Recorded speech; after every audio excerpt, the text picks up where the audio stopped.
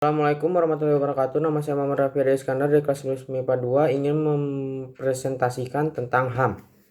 Apa yang dimaksud dengan hak? Kebebasan yang dimiliki tiap manusia yang dilindungi oleh hukum yang berlaku.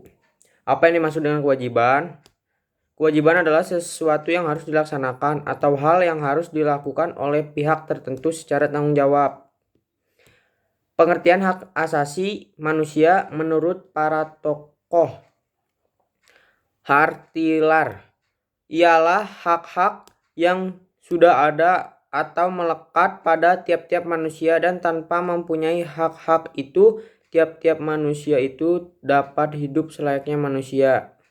John Locke ialah hak-hak yang secara langsung diberikan Tuhan Yang Maha Esa pada tiap manusia sebagai hak yang dikodrati. Peter R. Baer ialah hak adalah dasar yang bersifat mutlak dan juga harus dipunyai pada tiap insan untuk perkembangan dirinya tersebut.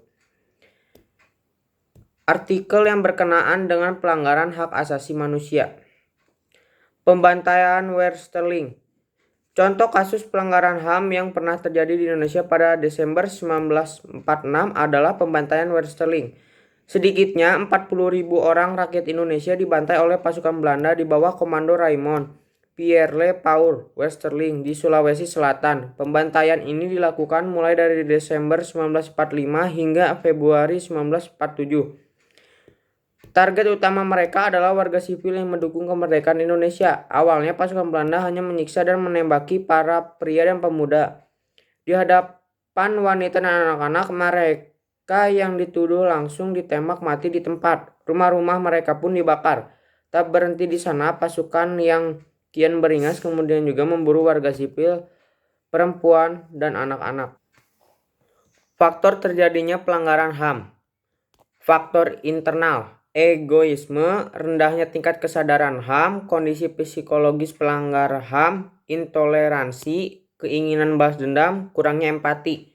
Faktor eksternal, penyalahgunaan kekuasaan, sistem hukum yang tidak berjalan, masalah ekonomi, kurangnya sosialisasi HAM, penyalahgunaan teknologi. Contoh penerapan HAM di sekolah, keluarga, dan masyarakat. Di sekolah, tidak mendiskriminasi murid, tidak mendiskriminasi sama teman, menaati tata tertib yang berlaku di sekolah. Di keluarga, menghormati hak semua anggota keluarga untuk berpendapat tanpa membeda-bedakan. Tidak mengganggu saudara di rumah yang sedang belajar. Tidak mengganggu ketentraman dan kenyamanan anggota keluarga lain di sekolah. Di masyarakat, menjaga kerukunan antar tetangga. Menjadi masyarakat yang taat peraturan dan norma yang berlaku, menghargai perbedaan cara beribadah, toleransi setiap masyarakat. Awal mula terbentuknya lembaga penerapan HAM di Indonesia. Pada awalnya, Komnas HAM didirikan dengan keputusan Presiden nomor 50 tahun 1993 tentang Komisi Nasional Hak Asasi Manusia.